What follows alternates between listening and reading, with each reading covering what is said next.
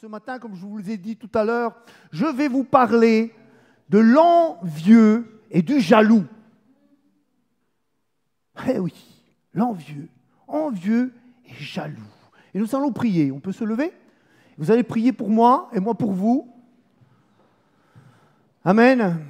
Alléluia. Gloire à ton nom, Seigneur. Vous élevez votre main vers moi, frères et sœurs. Priez vraiment. Alléluia. Je vais élever la voix. Seigneur Jésus, alléluia. Seigneur, je te remets, Seigneur, ton peuple entre tes mains. Tous ceux qui vont écouter, que ce soit en présentiel ou dans le net, Seigneur, tu vas leur parler, tu vas me donner la facilité d'exprimer tout ce que tu as mis sur mon cœur, Seigneur, que ces choses n'échappent pas, Seigneur, que ce soit cette prédication qui enseigne, Seigneur, eh bien, tu vas toucher ton peuple. Je te remercie parce que tu nous parles, Seigneur. Amen. Amen. Bénis ces paroles, Seigneur, dans nos cœurs, Seigneur, et merci pour ton onction qui est là, Seigneur. Merci, Seigneur. Vous savez, le Seigneur nous prépare. Il nous prépare à quoi? Qu'il va y avoir, il faut savoir ça. Dans quel temps nous vivons, il faut le savoir. Il y a un grand rassemblement. Le Seigneur rassemble ses brebis parce qu'il revient bientôt. Et je rends gloire à Dieu parce qu'il va, j'aime pas le mot utilisé, on va pouvoir travailler avec lui. Pour tous ceux qui le veulent. Parce que c'est de cœur qu'on travaille avec lui. Amen. Peu importe l'âge, peu importe qui nous sommes, mais celui qui a donné son cœur à Jésus, il reçoit cette puissance. C'est pour travailler pour lui, aller de l'avant et cela n'est jamais perdu. Enfin, c'est un autre sujet. Mais je vais vous parler donc de l'envieux et du jaloux parce que c'est important que nous soyons préparés à cela. Le vase de terre que nous sommes a besoin d'être nettoyé. Amen. De plein de choses. Et nous risquons d'être exposés si nous ne comprenons pas ça. C'est comme ça que cet esprit me l'a expliqué. Beaucoup confondent, alors revenons à ce sujet, beaucoup confondent l'envie et la jalousie. Ces deux sentiments qui sont fort proches, c'est des cousins, je dirais ainsi, mais pourtant ils ne sont pas les mêmes.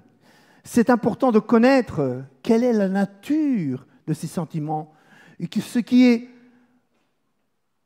profond et qui provoque les choses.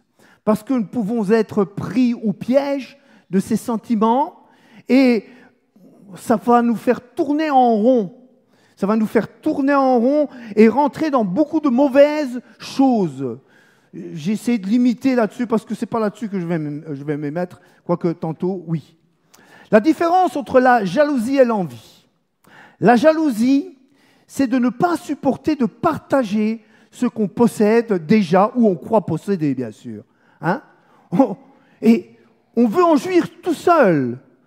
Ça peut être légitime, c'est normal. Tu as une épouse ou un époux, c'est toi qui jouis de ton époux et ton épouse. Et s'il y a quelque chose qui ne va pas, il y a de quoi être jaloux. Vous êtes d'accord avec moi? On n'est pas déformé, hein? Il faut comprendre ces choses là. Mais c'est une jalousie normale, naturelle. Mais il y a d'autres jalousies qui ne sont pas légitimes. Mais l'envie, c'est un monstre à deux faces. C'est un monstre à deux faces. Une face de ce monstre est la frustration de voir un autre posséder ce qu'on désire ardemment et qu'on ne possède pas, qui n'est pas à nous. La deuxième face de ce monstre, c'est le sentiment de frustration. Ben oui, de frustration, de dévalorisation, de compétition contre cette personne qu'on croit qu'il possède quelque chose. Vous me comprenez? Moi, je ne comprenais pas ces choses. Parce qu'il y a des esprits qui sont tombés dans le travers. Moi, je n'étais pas encore dans le travers. Pas encore, mais j'aurais pu tomber. Amen? Comme chacun de nous. L'envie a ceci de particulier. Sinon, ce n'est pas de l'envie, c'est un désir. Un désir, tout le monde peut en avoir. L'envie ne produit pas seulement le désir de posséder ce que l'autre possède, mais a aussi la pulsion de déposséder. Il a aussi la pulsion de déposséder l'autre de la jouissance qu'il possède, de la chose qu'il possède. Vous me comprenez? Eh oui. Et si tu n'as pas ce désir de dépossession envers un autre, eh ben, c'est pas l'envie, c'est un désir, c'est normal. J'ai acheté une voiture, il y a Carlo qui a vu la même, il a désiré la même. C'est pas de l'envie, hein. C'est un désir, c'est normal. Tu désires le baptême dans cet esprit, mais bien sûr. Tu vois les autres le recevoir, mais bien sûr, c'est pour toi. C'est pas que tu veux le posséder. Amen. Mais l'envie, c'est autre chose. C'est vicieux. C'est vicieux. Vraiment, il faudrait expliquer cela. Et il y a des exemples, je les ai dites, mais venons au sentiment d'envieux. Dans Proverbes, écoutez ça, parce que c'est important. Proverbes au chapitre 14, verset 30. Un cœur calme est la vie du corps. Est la vie du corps. Mais l'envie est la carie des os. Et j'ai été regarder dans notre traduction, je suis toujours comme ça. Je regarde vraiment la signification. Vous savez ce qui est écrit dans la Darby? La pourriture. Je vous choque? Bah alors, la Bible aussi. Et heureusement, parce que parfois on a besoin d'être secoué. Dans 1 Corinthiens, au chapitre 13, verset 4, il dit « L'amour est patient, il est plein de bonté. L'amour n'est pas envieux. » Ah, comment tu es envieux de ton épouse, tu es envieux, ou tu es envieux de ton frère? Il y a un problème. L'amour n'est pas envieux. Il ne cherche pas à se faire valoir. Il ne s'enfle pas d'orgueil. Tout ça, c'est lié, mais enfin, je parle de l'envie. Donc, prenons garde de ne pas devenir envieux avec une jalousie malsaine, parce que, en un, ça te fait du mal. En deux, nous ferons du mal aux autres, et c'est certain, et vous allez voir pourquoi.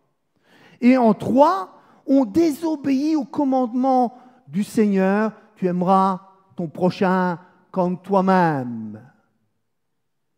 Amen. Alors, comment reconnaître lorsqu'on risque de devenir envieux avec en prime une jalousie malsaine? Comment éviter l'envie? Amen. Comment s'en défaire? Parce que nous pouvons tous tomber là-dedans. Eh oui, eh oui. Ce sont des questions auxquelles il est bien de répondre. C'est vraiment bien de répondre à ces questions parce que l'envie est destructeur. Donc, il faut réaliser cela. Pour se débarrasser de l'envie, tu veux bien prendre ma bouteille, mon frère? Voilà. Pas la première, voilà la deuxième. Non, l'autre. Voilà. Donc, pour se débarrasser, je reprends, pour se débarrasser de l'envie qui pollue tes pensées, il est important de comprendre que Dieu a un plan et des projets pour nous qui nous sont personnels. Ça nous est personnel. Ce sont les tiens, ce n'est pas ceux des autres. Ce ne sont pas ceux qui appartiennent à quelqu'un d'autre. Beaucoup cherchent les autres projets. Et Jérémie dit ceci, « Car je connais les projets que j'ai formés pour vous, dit l'Éternel. Projets de paix, non de malheur, afin que vous donniez un avenir et de l'espoir. » Alors, il est important de réfléchir. Il est important. Parce que si on ne réfléchit pas là-dessus, on risque de se faire prendre au piège. Sournoisement, c'est le mot que je cherchais. Sournoisement, on est piégé sans... Parfois, il y a des chrétiens qui ne le savent même pas. Ils ne le savent même pas. Alors, j'explique. Mais comment Dieu peut-il réaliser des projets de bonheur qu'il a pour toi si tu passes ton temps à être envieux de ce que Dieu fait pour les autres? Tu ne rentres pas dans son plan. Parce qu'il ne te force pas à rentrer dans son plan. Il t'y invite. Tu ne rentres pas dans son plan, pas du tout. Eh oui. Tu es même jaloux. Jaloux. C'est ce que Dieu construit chez un autre. C'est à moi. Et c'est là que l'envie vient. Comme si que ces personnes ne méritaient pas que Dieu leur donne toutes ces choses, toutes ces bénédictions. Ils ne méritaient pas. Un jour, j'ai été dans une réunion et on invitait les pasteurs à venir. Alors j'arrive, mais moi je vais normalement. Je ne commence pas à faire le tutu. Vous ne comptez pas sur moi pour ça. Je lui dis, je suis pasteur de... Et l'autre, il me dit, pasteur, t'as un problème? Indirectement. Ben, c'est tout. Et directement, donc, enfin, et j'ai vu que parfois, on dirait qu'ils doivent mériter les choses de Dieu. Mais moi, j'ai rien mérité, on l'a tout reçu. Tu ne mérites rien, tu reçois tout. Amen. Donc, on a besoin de comprendre ces choses-là. Comme si quelqu'un d'autre, cette réaction de l'envie, c'est comme si quelqu'un d'autre avait pris ta place et tu es lésé. Bon, enfin, vous êtes là? Comprenez? On va comprendre toutes ces choses-là. Et il y a parfois des chrétiens qui se concentrent sur le ministère des autres et oublient de vivre avec Dieu ce que le Seigneur, à quoi le Seigneur les a appelés. Ils oublient ça. Ils sont fixés. Pour servir le Seigneur, je dois être comme ça. Pourquoi? C'est comme ça que Dieu t'a appelé? Alors sois comme ça. C'est comme ça que Dieu t'appelle dans ce ministère-là, ou c'est le ministère d'un autre? Et il y a quelque chose qui ne tourne pas rond. Comme si que Dieu faisait un modèle standard, comme les voitures, on en parlait tout à l'heure, et c'est ce modèle standard qui doit sortir. Le numéro 000 300, ben c'est quoi ça? Il t'appelle par ton nom. Tu es unique dans tout l'univers. Hein? Waouh! Et depuis le début jusqu'à la fin. Et il est extraordinaire. Qui peut imiter notre frère Théo? Oh ben, je l'entends. Amen, mais je plaisante. Mais voilà, on a besoin de comprendre ces choses-là. Et on voit un ministère et qui a du succès, et on désire son ministère, et c'est un autre ministère. On voit un frère que Dieu emploie ou une sœur que Dieu emploie pour un miracle, et on veut que ce soit nous que le Seigneur emploie. Pas normal, ça. Les dons, c'est la même chose. C'est pas normal, ça. Mais qu'est-ce qui est normal? Qu'est-ce qui est normal? On voit une onction forte, puissante. On désire son onction. Mais l'onction, ce n'est pas chez ton frère. Il se trouve vers Dieu. Elle se trouve en Dieu. On reçoit le Saint-Esprit. De qui? De ton frère? Non, de Dieu. De Dieu. N'est-il pas écrit? Moi, je vous ai baptisé d'eau, et celui qui vient après moi baptise de feu et d'esprit. C'est Jésus qui donne. Nous avons besoin de comprendre cela. Je sais que ces choses-là bousculent, dérangent, parce que il y a des choses qui travaillent à l'intérieur parfois, et ça vient de la chair. Vous savez, normalement, la chair, elle est morte au baptême. Elle est morte dans l'eau du baptême, elle a été noyée. Mais le mécréant, il sait nager. C'est ça le problème. Ne passe pas ton temps à te concentrer sur le vécu, les bénédictions que vivent les autres, en désirant comme si c'était l'idéal de ta vie. L'idéal de ta vie, c'est ce que Dieu a prévu pour toi. Tourne tes regards sur la personne même du Seigneur. Et je vais vous dire quelque chose. Ça va, vous êtes bien assis? Amen. Ouais. L'envie, c'est d'idolâtrie.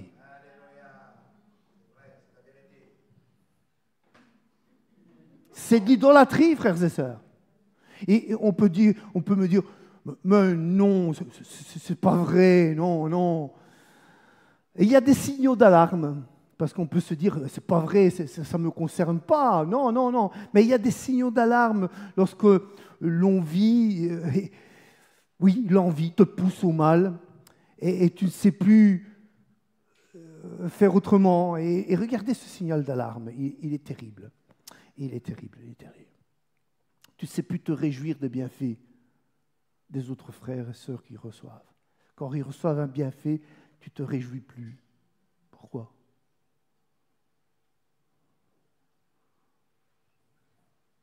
Tu ne l'aimes pas? Ma fille a fini les examens. Je m'étais réjoui pour ses résultats. Elle le sait maintenant. Mais Et pourquoi pas pour ton frère, ta sœur? Il y a un problème. Et c'est un signal d'alarme. Ce n'est pas seulement de l'indifférence, parfois c'est un signal d'alarme. Il y a des signaux d'alarme. L'envie, quand il réalise qu'il n'est jamais heureux et jamais il sera satisfait, c'est là qu'il désire avec ardeur que les autres deviennent comme lui, malheureux, insatisfaits. Et pire encore, il faut savoir que même la jalousie et l'envie sont des cousins proches, comme je vous ai dit tout à l'heure. Il faut savoir quelque chose, que quand ils commencent à intégrer l'âme tout doucement, sournoisement, ils font quelque chose de terrible. C'est l'Écriture qui me l'a appris. La jalousie, elle est forte comme la mort. Est-ce que tu sais mettre ta main devant quand la mort arrive? Non. Eh bien, quand la jalousie et l'envie viennent dans ton cœur, tu ne sais pas faire autrement. Il y a quelque chose qui ne va pas. Il y a quelque chose qui te gêne. Eh oui. L'envie, qu'est-ce qu'il fait? Allez, on va parler de tout ça. Il va critiquer tes points faibles. Tu vas avoir toujours les points faibles. Même quand ça marche chez les autres, mais tu vas regarder, oui, mais ça, ben, tu vois que ça. C'est le point noir sur une feuille blanche. L'envie altère tes succès, les succès des autres. Ils font succès, ça te dérange. Et pourquoi? Moi, je dis, youpi. Amen. Je suis content pour toi, ma sœur. Je suis content pour toi, mon frère. Et je me réjouis des bienfaits de Dieu. Amen. L'envie, eh bien, il fait disparaître la personne lorsqu'on a besoin d'elle. Vous savez pourquoi? Il n'a qu'à se débrouiller tout seul. Il sait faire ça, il sait faire ci, il sait faire là. Ah tiens, je pensais que je pouvais compter sur toi. L'envie complimente d'une manière hypocrite. Oh, maître Corbeau, que vous êtes si beau. Si votre rouage ressemblait à votre plumage, vous êtes le phénix de ces bois. Ouais, c'est ça. Enfin. Eh oui. L'envie est hypocrite. C'est des compliments hypocrites. L'envie parle mal des personnes qu'il fréquente. Quand tu es envieux, tu parles toujours mal. Tu vois toujours le petit poil dans la soupe. Chez les Italiens, c'est les œufs, au Pilo del Louvre. Enfin, c'est comme ça. L'envie attire la lumière sur lui lorsqu'on célèbre ton succès. Ah non, c'est lui. Il a besoin des spots qui viennent dessus lui, pas sur la personne qui a réussi quelque chose. On félicite une personne. Moi, je félicite les personnes. Mais bien sûr, c'est normal. Et puis l'envie, c'est un imitateur, un vrai singe. Il essaye d'imiter les autres. Tout le temps imiter les autres parce que les autres ont reçu ce que lui n'a pas reçu. Ça, c'est l'envie. C'est pas très joli, hein? Je vous ai dit qu'il peut y avoir pire encore. Amen? Voilà. Caïn a tué son propre frère parce qu'il était envieux du regard favorable du Seigneur qu'il a jeté sur le sacrifice d'Abel. Pourtant, le Seigneur lui avait parlé. Dans Genèse chapitre 4, verset 8, il dit « Cependant, Caïn adressa la parole à son frère Abel, mais il n'a pas su résister. Il n'a pas su résister. Comme il était dans le champ, Caïn se jeta sur son frère Abel et le tua. » Un autre exemple, et je le trouve horrible. Vous, les mamans, vous êtes là? Hein? Cet exemple-là, je le trouve horrible. Dans le jugement de Salomon, lorsqu'il a fait semblant de faire couper l'enfant en deux, pour voir à qui était cet enfant, qui était la mère de ce nouveau-né. Et la femme qui avait volé l'enfant de sa voisine parce que le sien était mort, s'est écriée « Il ne sera ni à moi, ni à toi. Coupez-le !»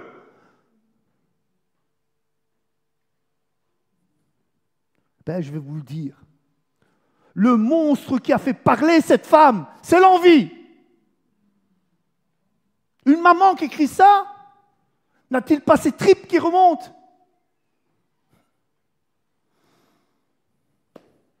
Vous allez me dire, mes frères, il n'y a aucun danger pour nous qui sommes des hommes et des femmes spirituels nés de nouveau. Et alléluia, je remercie le Seigneur. Mais, je vais vous parler de quelqu'un que vous ne soupçonnez pas. Merci pour le biberon. Je vais vous parler de quelqu'un que vous ne soupçonnez pas, c'est l'apôtre Pierre. Ah, l'apôtre Pierre. Dans un moment très, très, très spirituel où le Seigneur le rétablit, le restaure, lui montre que sa mauvaise conscience, ce n'était pas ça. Et lui, ce qu'il voulait de Pierre, c'est l'amour. Et dans l'évangile de Jean, chapitre 21, verset 17, il dit, et il lui dit pour la troisième fois, j'abrège parce que tout à fait l'histoire, c'est pas ça, Simon, fils de Jonas, m'aimes-tu? Pierre fut attristé de ce qu'il avait dit pour la troisième fois, m'aimes-tu? Et il lui répondit, Seigneur, tu sais toutes choses, tu sais que je t'aime. Jésus lui dit, paie mes brebis. Parce que pour servir le Seigneur, il faut l'aimer. Amen. Et puis, ce qu'il dit, Jésus, en vérité, je te le dis, quand tu étais plus jeune, tu te saignais toi-même et tu allais où tu voulais. Mais quand tu seras vieux, tu étendras tes mains et un autre te ceindra et te mènera où tu ne voudras pas. Et il dit cela pour indiquer par quelle mort Pierre glorifierait Dieu. Et ayant ainsi parlé, il lui dit, suis-moi. C'est Jésus qui dit ça. Vraiment, il met vraiment les pendules à l'heure et il va aller plus loin. Pierre, s'étant retourné, vit venir après eux le disciple que Jésus aimait, celui qui, pendant le souper, s'était penché sur la poitrine de Jésus, le chouchou. Et il dit, Seigneur, écoutez bien, Seigneur, qui est celui qui te livre? Donc, et le voyant, Pierre dit à Jésus, celui-ci, Seigneur, que lui arrivera-t-il? Ah. Quoi? Qu'est-ce qui lui arrivera? Moi, il m'arrive tout ça. Et lui? Tiens, pourquoi? Et Jésus lui dit, si je veux qu'il demeure jusqu'à ce que je vienne, que t'importe? Toi, suis-moi. Et Jésus, tout de suite, met les pendules à l'heure. Tout de suite. Et ça ne dure pas 5 secondes. Hein. Il n'a pas été dans le sens du poil, on va le ménager. Rien du tout, rien. Il met tout de suite les pendules à l'heure. Cela ne sert à rien de protester et d'être envieux devant le Seigneur que le sort de quelqu'un est meilleur que le tien. Arrête! Arrête! Et Jésus, avec Jésus, ça ne marche pas. Il ne marche pas dans le jeu du protestataire. T'as beau avoir des pancartes. Hein? Pas content. C'est comme le film, là. Ça me toujours fait rire, ça. Mais enfin, ça ne sert à rien avec le Seigneur. Et il pousse même le bouchon encore plus loin. Ah ouais? Il le pousse, il ne se gêne pas. Si je veux qu'il demeure jusqu'à la fin, que t'importe à toi? Ah, coupé. Terminé. Toi, suis-moi. Et c'est vraiment ça qu'il faut. Tu as ton appel, ta destinée. Et ce n'est pas l'envie qui doit te conduire, mais la main du Seigneur, l'Esprit du Seigneur qui te parle. Frères et sœurs, le Seigneur ne supporte pas même une graine de jalousie envieuse, malsaine dans ton cœur. Et c'est ça le nettoyage, le nettoyage qu'il fait dans le vase d'argile. Il y a des choses saintes qui rentrent dedans, en toi, en moi. Amen. Amen. Le Seigneur ne supporte pas même la graine de jalousie, d'envie dans ton cœur. Que faire quand celle-ci s'imbrique? Comprenez ce que je veux dire? Vous savez, s'imbriquer, c'est un montage, s'imbrique hein, dans nos pensées, dans nos cœurs, et infecte nos vies d'enfants de Dieu. Parce que si cela est arrivé à Pierre, l'apôtre Pierre, le premier des apôtres, eh oui, Pierre, sur cette pierre, je bâtirai mon église. Waouh, c'était pas n'importe qui. Non? Vous êtes d'accord avec moi? Donc, c'est le premier des apôtres. Cela peut m'arriver. Je me vise. À vous. À toi. Et vous êtes là. Peut-être tu es dans le cas. Hein? Cela peut t'arriver à toi, à chacun de nous, dans l'Église, dans le service de Dieu et dans les bénédictions qui vont se répandre et qui se répandent au milieu de nous. J'écoutais la louange tout à l'heure, je bénissais Dieu de cette louange, de cette onction qui repose sur nous. Et ça ne doit pas être quelque chose d'envieux. Qu'est-ce que tu as payé pour cette onction? Alléluia. Dans le service pour Dieu, dans le réveil que le Seigneur nous apporte, parce qu'il le fait. Je vais parler de choses pratiques, des choses pour se dégager de ces choses. Le témoignage, par exemple, doit nous servir à encourager et à rendre gloire au Seigneur. Vous êtes d'accord avec moi? Attention à l'esprit de concurrence, hein? À l'esprit de concurrence et de compétition. Ben oui. Amis sportifs, bonjour. Eh ben oui. Le gagnant qui a été le plus grand béni aujourd'hui, c'est qui? Jésus. Ben non, certains se diraient, c'est moi, j'ai reçu ça, j'ai reçu ci. Et alors un autre, il vient, et il remet dessus, et il remet dessus. Mais ben non, c'est pas ça. Est-ce que ça glorifie Dieu, ça?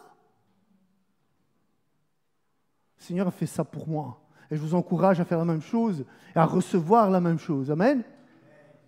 Amen. Alors, faisons attention là-dessus, parce qu'il y aura de plus en plus de témoignages. Parce que Dieu se manifeste. Galates au chapitre 5, et la Bible parle de toutes ces choses, parce que nous sommes des enfants nés de nouveau. Galates au chapitre 5, verset 26. Ne cherchons pas une vaine gloire, parce que la gloire appartient à Dieu. En vous provoquant les uns les autres et en portant envie. Le désir, oui, mais pas l'envie. Les uns aux autres. Il n'est pas normal, ce pasteur. Vous avez raison. Mais pour Dieu, oui. Amen. Soyons heureux de ce que le Seigneur a béni ton frère, a béni ta sœur, qu'il a des bénédictions en réserve pour toi. Que faire pour s'en défaire de l'envie, de la jalousie malsaine, puisque nous sommes des hommes et des femmes nés de nouveau, nous avons cette possibilité. Les chaînes ont été brisées. Les chaînes de Satan ont été brisées. C'est terminé. Amen. Apprenons à nous contenter de ce que nous avons avec le Seigneur au moment où nous l'avons. C'est le bon moment. Un petit peu comme Gédéon, hein. Je suis le plus faible, je suis ci, je suis là, de toutes les tribus. Va avec la force que tu as. Et, ah ben, une sacrée force, hein. Et là, vraiment, le mot répulser. Tous les ennemis, avec 300 hommes, pas avec tout le peuple. Amen. Philippiens au chapitre 4, revenons à autre chose, mais directement sur ce sujet. Philippiens au chapitre 4, verset 11. Et c'est l'apôtre Paul qui parle ici. Il dit quelque chose vraiment de terrible. Car j'ai appris à être content dans l'état où je me trouve. Amen. Sûrement que l'apôtre Paul disait cela et il y avait des besoins qui étaient là. Il y avait des besoins. D'ailleurs, on voit aussi dans les lettres ces souffrances, on peut les voir. Il y avait sûrement des chrétiens qui prospéraient. Pendant que lui, il y avait des choses qui laissaient à désirer. Quand des autres aussi prospéraient, il y avait aussi des autres apôtres que tout allait bien. Amen. Amen. Mais c'est quoi alors il faut que j'apprenne. Parce qu'on peut rentrer en nous-mêmes. Hein. Parfois, j'ai vu des chrétiens qui se trompent, et j'ai pu me tromper aussi. Oui, mais c'est quoi alors j'ai appris à être content. J'ai appris à être content dans l'état où je suis. Pourtant, ça va mal. C'est quoi? Il faut que je tienne le coup, il faut que je tienne le coup, il faut que je tienne le coup. Ben, tu ne tiendras pas le coup, parce que l'ennemi va t'envoyer une autre patate. Et c'est comme ça, c'est comme ça. Et ce qu'il dit là, qu'il a appris à lui faire confiance, c'est quelque chose qui est extraordinaire. C'est dans la confiance en Dieu que il a appris le contentement. C'est comme ça qu'il a appris, pas autrement. Il ne s'est pas dit, qu'est-ce qui va encore me tomber sur la tête? Amen? Ça va, je ne vous secoue pas trop. Ben alors je peux y aller. Hébreux chapitre 13, verset 5. Verset 5. Ne vous livrez pas à l'amour de l'argent. Et souvent, on court après parce que ça ne va pas. Je n'ai pas dit le contraire. L'argent, il en faut. Mais il ne faut pas qu'il devienne notre maître. Amen. Ce n'est qu'un bon serviteur, point. Donc, ne vous livrez pas à l'amour de l'argent. Contentez-vous de ce que vous avez. Après, ça ne s'arrête pas là. Car Dieu lui-même, il me rassure, ce n'est pas un ange. Je n'ai rien contre les anges, que du contraire. C'est vraiment des collaborateurs dans la présence de Dieu. Car Dieu lui-même, c'est Dieu lui-même a dit, je ne te délaisserai point, je ne t'abandonnerai point. C'est là qu'il a appris. Pas en étant défaitiste, pas en étant positif, comme ils disent, la pensée positive. Et alors, jusqu'ici, ça va aller, ça va. Appuie-toi sur Dieu. Moi, les gens qui me disent, ça va aller, tu t'appuies sur Dieu au moins. Parce que si tu t'appuies pas sur Dieu, ça ne va pas aller. Ça, c'est objectif. Et on a besoin de comprendre cela. Je ne t'abandonnerai pas. C'est donc avec assurance, et c'est là qu'il a appris. Il a appris l'assurance que nous pouvons dire, le Seigneur est mon aide, je ne craindrai rien. Et c'est vrai qu'il est notre aide. À tout moment, à chaque minute, oh Seigneur, je te loue de ce que je peux dire ça dans ma vie. Je t'ai vu agir, Seigneur. Alléluia. Beaucoup de chrétiens souffrent parce qu'ils n'ont pas appris à se contenter de ce que Dieu leur donnait. Et ce que Dieu te donne est précieux. Mon frère, ma sœur, ce que Dieu te donne te semble anodin, mais c'est précieux. C'est à toi. C'est pour toi personnellement. Et ils n'ont pas appris à s'appuyer sur le Seigneur. Et alors ça ne va pas. C'est pour cette raison qu'apprendre à prier pour faire connaître nos besoins, c'est essentiel. Et j'en profite pour vous inviter, mercredi, encore, on va parler de la prière, de toutes ces choses qu'on rate parfois, parce qu'on n'a pas compris. Mon peuple périt, faute de connaissance. Et il dit ici, c'est vraiment cet apprentissage qui lui a donné la victoire dans 2 Timothée au chapitre 3, verset 11. Mes persécutions, mes souffrances, je n'ai pas tout repris le texte. À quelle souffrance n'ai-je pas été exposé à Antioche, à Icône, à Lystre? À quelle persécution n'ai-je pas supporté? Et le Seigneur, quoi? M'a délivré le mot, ce petit mot, toutes. Et je te le répète, toutes. Amen. Tu peux t'en vanter que toi, tu sais te délivrer de tous tes problèmes. Mais Dieu, oui. Dieu, oui. Alors, qu'est-ce qu'il dit au sujet des prières? Ne vous inquiétez de rien. Ça ne veut pas dire qu'on est insoucieux, mais en toute chose, faites connaître vos besoins à Dieu par des prières, des supplications et des actions de grâce. Souvent, on les oublie, les actions de grâce. C'est déjà le remercier à l'avance de ce qu'il, donne les choses. Et la paix de Dieu qui surpasse toute intelligence, pas l'envie de Dieu. La paix de Dieu, je répète, pas l'envie de Dieu. Si tu es pris par l'envie, tu as un problème. Tu as un problème. Et face à Dieu même, la paix de Dieu qui surpasse toute intelligence gardera ton cœur et vos pensées en Jésus-Christ. Il est nécessaire de faire... Oui, Seigneur. il est nécessaire de faire taire les pensées de frustration. Parfois. Pauvre petit Caluméro. Hein? Il est nécessaire de faire taire ces choses-là. Et Ésaïe au chapitre 40, d'ailleurs il le dit, il l'a dit à son peuple, il nous le dit encore à nous, Ésaïe au chapitre 40, verset 27, il dit « Pourquoi dis-tu Jacob, pourquoi dis-tu Israël, ma destinée est cachée devant l'Éternel, mon droit passe inaperçu, alors que Jésus-Christ est mort pour tes péchés. Tu as accès à la grâce, tu as accès aux bénédictions, tu as accès à toutes ces choses qui découlent de la présence de Dieu. Les bénédictions, c'est pour les autres. Moi, je ne suis pas béni. C'est toujours la même chose. Je me rappellerai de cette sœur, il y avait eu des baptêmes dans cet esprit. Et elle est venue presque en criant et en m'engueulant. « Ouais, c'est toujours pour les autres. Comme ça, je vous l'assure. C'est toujours pour les autres. Et moi, je ne suis pas béni, je ne suis pas baptisé. » Et je fais « Oh, calme-toi. » J'ai cru que c'était ça. Et alors, la parole dit ça, et le Seigneur va te baptiser du Saint-Esprit.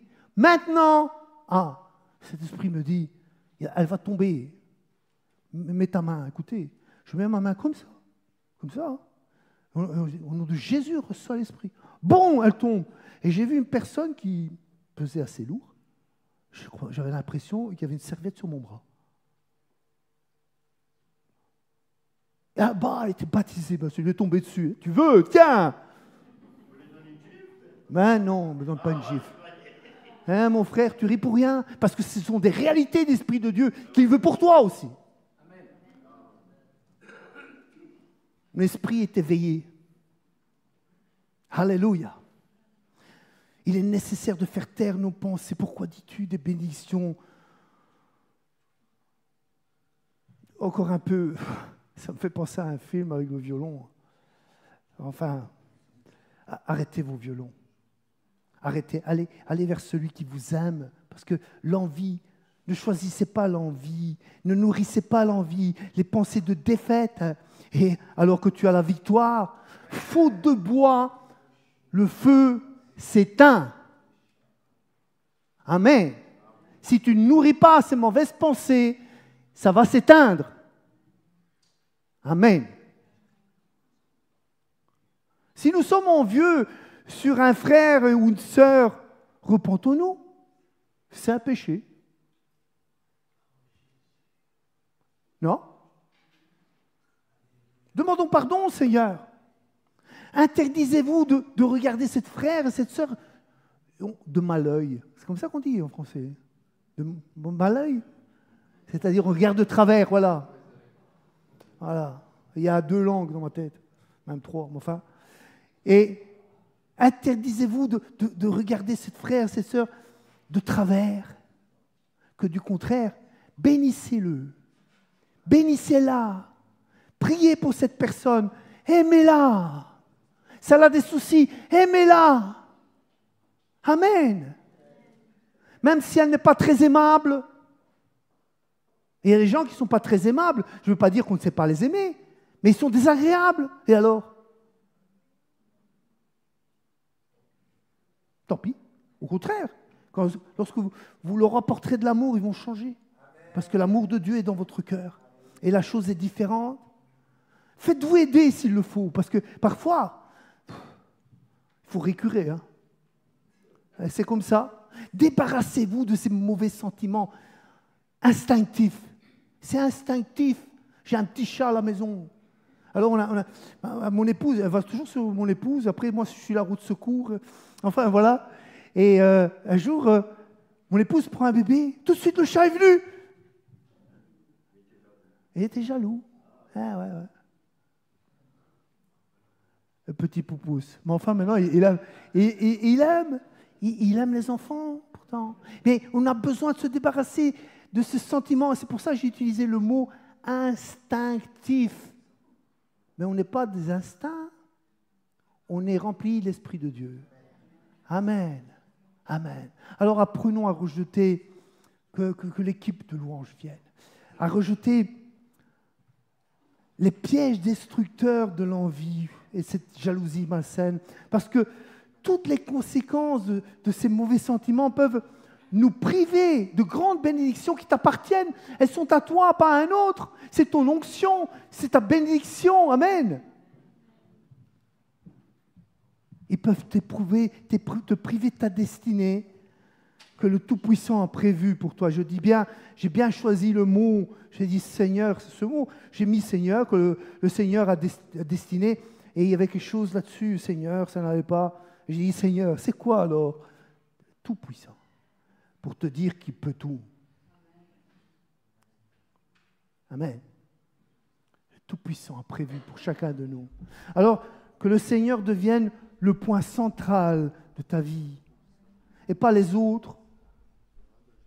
Que le Seigneur devienne ta bénédiction, pas les autres. Amen. Et tu entends, ne te dis pas, oh non, ça c'est pas pour moi j'y arrive pas. Arrête, arrête-toi, stop. Jette tout ça, prie Seigneur, c'est lui que tu dois recevoir.